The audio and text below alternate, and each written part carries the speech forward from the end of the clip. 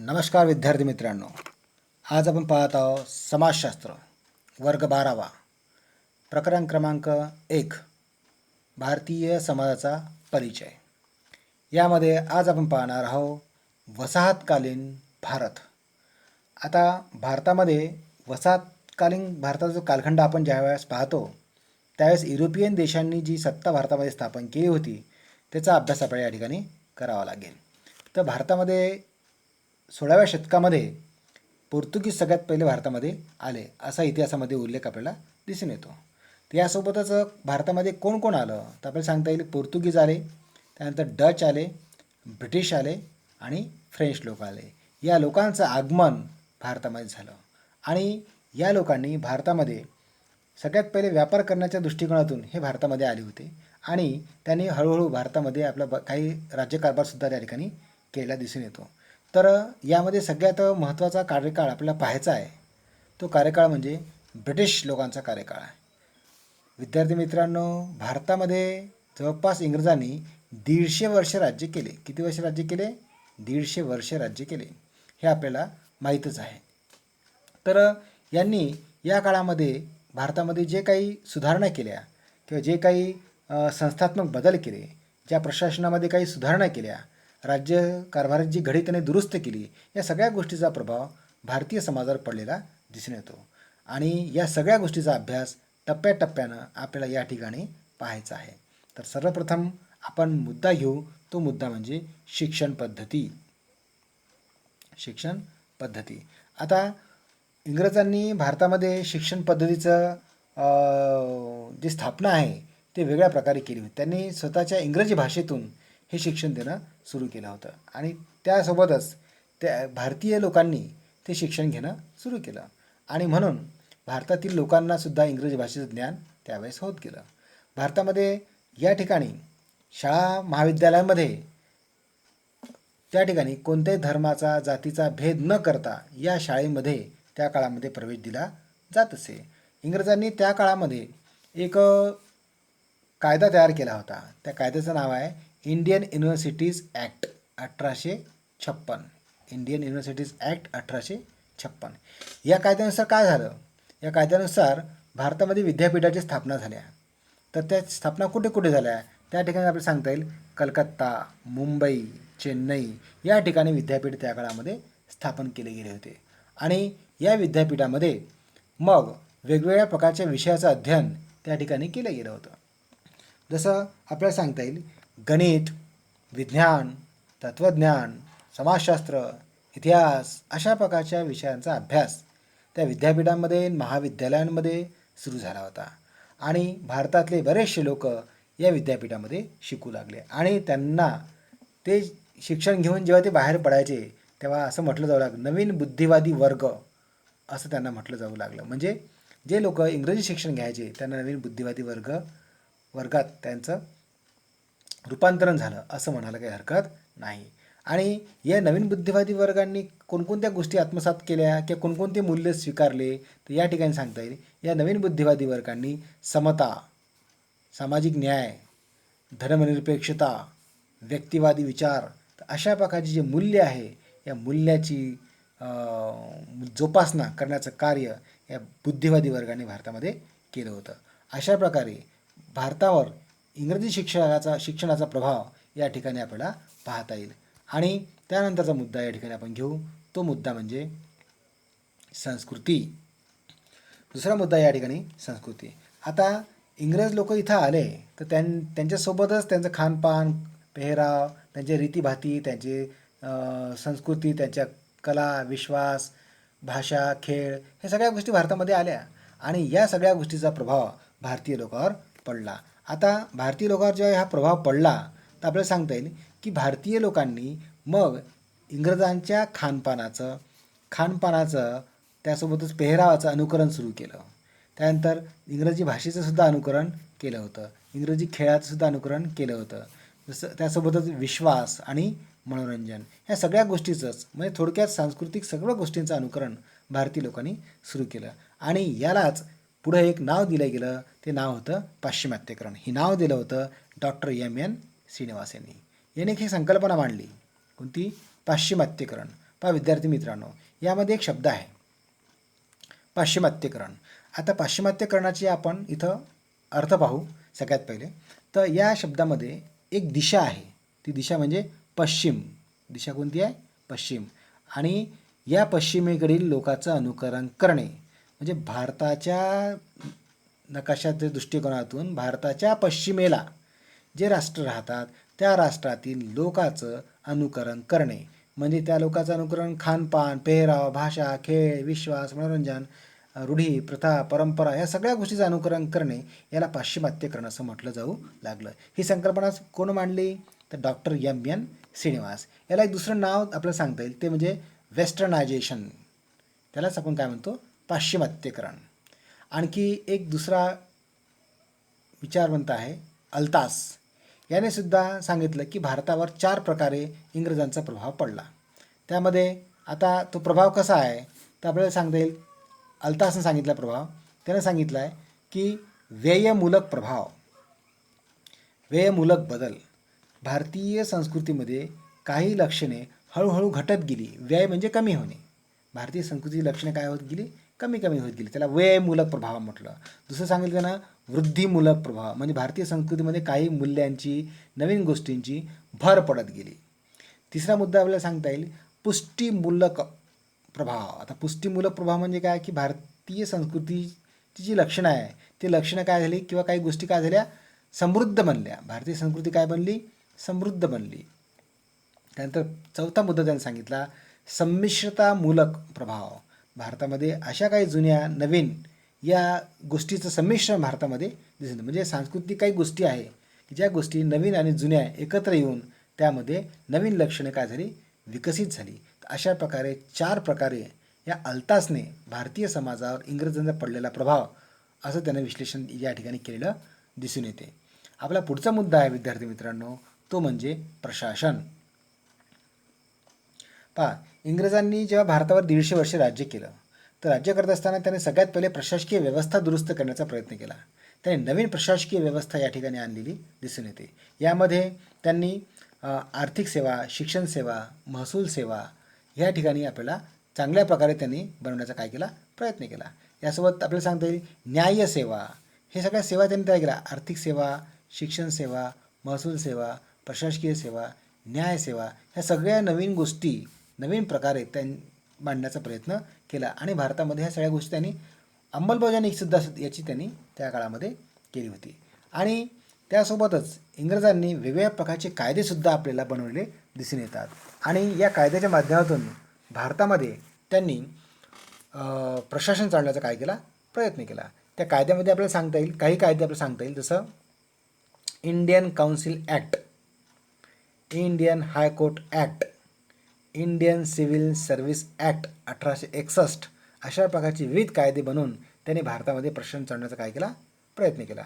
सगळ्यात महत्त्वाचा मुद्दा असा आहे त्यामध्ये की हे सगळं करत असताना त्यांनी लोकशाही मूल्य आणि धर्मनिरपेक्षता, लोकशाही मूल्य आणि धर्मनिरपेक्षता या दोन्ही गोष्टीवर त्यांनी लक्ष दिलं आणि जातीपातीचा, भेदाभेदाचा विचार न करता त्यांनी आपलं प्रशासन या ठिकाणी चालवलं आणि त्याचा प्रभाव भारतीय समाजावर पडलेला दिसून येतो. त्यासोबतच त्यांनी कायदेमंडळ, कार्यकारी मंडळ, न्यायमंडळ अशा प्रकारचे प्रशासन भारतामध्ये त्यांनी त्या काळामध्ये निर्माण केलं होतं आणि याचंच अनुकरण पुढे भारतीय लोकांनी केलेलं दिसून येते. चौथा मुद्दा आपल्याला या ठिकाणी सांगता येईल, तो म्हणजे मुद्दा म्हणजे अर्थव्यवस्था. इंग्रजांनी भारतामध्ये औद्योगिकरणाला सुरुवात करून दिली, शहरीकरणाला सुरुवात करून दिली. सगळ्यात महत्त्वाचं म्हणजे त्यांनी शिक्षणाची व्यवस्था सुरू करून दिली आणि त्यामुळं भारतीय अर्थव्यवस्था हळूहळू काय लागली? बदलू लागली आणि त्यामध्येच औद्योगिकरण आणि शहरीकरण हे भारतामध्ये सुरू झालं होतं. यासोबतच भारतामध्ये नवीन वर्ग तयार झाले होते. नवीन वर्ग कोण्या आधारावर तयार झाले होते? शिक्षणाच्या आधारावर. म्हणजे उच्च शिक्षित लोकांचा वर्ग उच्च, तर शिक्षणाच्या आधारावर नवीन वर्ग तयार झाले. वर्गीकरण समाजामध्ये निर्माण झालं होतं. इंग्रजांनी त्यामुळेच व्यापारीकरणाला विशेष महत्त्व दिलं आणि उदरनिर्वाहाची अर्थव्यवस्था न ठेवता नफ्याला महत्त्व देणारी अर्थव्यवस्था त्यांनी निर्माण केली होती आणि त्याच काळामध्ये नगदी पिकाला विशेष महत्त्व देण्याचा प्रयत्न शेतकऱ्याकडून करून घेतला गेला आणि अशा प्रकारे भारतीय अर्थव्यवस्थेला नवीन चालना देण्याचं कार्य त्या काळामध्ये इंग्रजांनी केलेलं दिसून येते. तर विद्यार्थी मित्रांनो, पुढचा मुद्दा आपल्याला पाहता येईल तो म्हणजे दळणवळण व संपर्क. भारतामध्ये जेव्हा इंग्रजांनी राज्य केलं त्यामध्ये त्यांनी राज्य करत असताना वेगवेगळ्या प्रकारच्या सुविधा उपलब्ध करून दिल्या भारतामध्ये. सगळ्यात पहिले त्यामध्ये आपल्याला सांगता येईल रेल्वे सेवा. पहा विद्यार्थी मित्र, रेल्वे सेवा, टपाल सेवा, तार सेवा, तर त्यानंतर दळणवळण सेवा. तर अशा प्रकारचे वेगवेगळ्या दळणवळणाची माध्यमं त्यांनी वापरले आणि राज्यकारभार करण्याचा प्रयत्न त्यामध्ये केला. आता मुद्दा असा सांगता येईल आपल्याला की हे सर्व सेवा त्याने का उपलब्ध केल्या, तर त्यांना त्यांचा राज्यकारभार सुरळीतपणे चालवायचा होता म्हणून. जसं रेल्वे, टपाल या माध्यमातून त्यांनी स्वतःचं जे कच्चा माल नेण्यासाठी रेल्वेचा वापर केला, तर यातून स्वतःचे प्रशासन व्यवस्थित चालावं ह्या गोष्टी भारतामध्ये त्यासाठी त्यांनी ह्या गोष्टी भारतामध्ये आणल्या होत्या आणि याचा प्रभाव भारतीय समाजावर सुद्धा पडला. त्यानंतर दुसरा एक मुद्दा आपल्याला सांगता येईल तो म्हणजे सुवेझचा कालवा खुला केला होता 1869मध्ये आणि त्यामुळे सुवेझचा कालवा खुला केल्यामुळे भारतीय जो कच्चा माल आहे या भारतीय कच्च्या मालाला बाहेर बाजारपेठ काय झाली, उपलब्ध झाली आणि यामुळं भारतीय लोकांचा वेगळा फायदा झालेला आपल्याला दिसून येऊ शकतो. त्यानंतर मुद्दा आपल्याला सांगता येईल तो मुद्दा म्हणजे राष्ट्रवादाची चळवळ.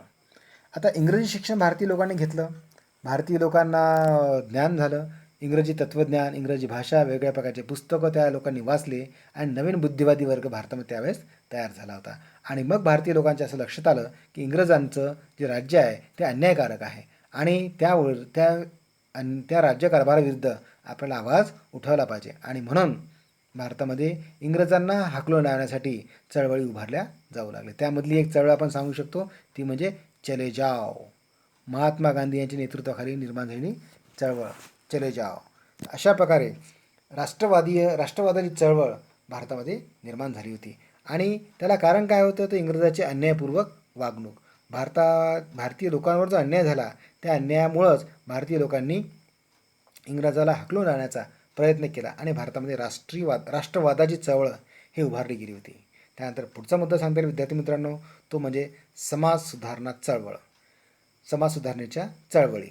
तर भारतामध्ये जे सुशिक्षित वर्ग निर्माण झाला होता आणि या वर्गांना असं लक्षात आलं की भारतामध्ये ज्या रूढी प्रथा परंपरा आहे, ज्या वाईट प्रथा आहे, या वाईट प्रथांना आपण तिलांजली देणं अत्यंत आवश्यक आहे. जोपर्यंत या वाईट प्रथा आपण दूर करत नाही तोपर्यंत भारतीय समाजाचा विकास होऊ शकत नाही आणि म्हणून काही समाजसुधारकांनी वेगवेगळ्या प्रकारच्या प्रथांविरुद्ध आवाज उठवले आणि भारतामध्ये एक प्रकारची सामाजिक चळवळ त्या काळामध्ये उभारली गेली आणि यातूनच भारतीय समाजामध्ये नवीन विचाराचे वारे वाहू लागले. पुढचा मुद्दा आपण या ठिकाणी घेऊ समाज सुधारणेच्या चळवळी, की भारतामध्ये कोणकोणत्या प्रकारच्या चळवळी झाल्या आणि त्या चळवळीचे संस्थापक कोण होते या ठिकाणी आपण थोडक्यात या ठिकाणी काय घेऊ, आढावा घेऊ.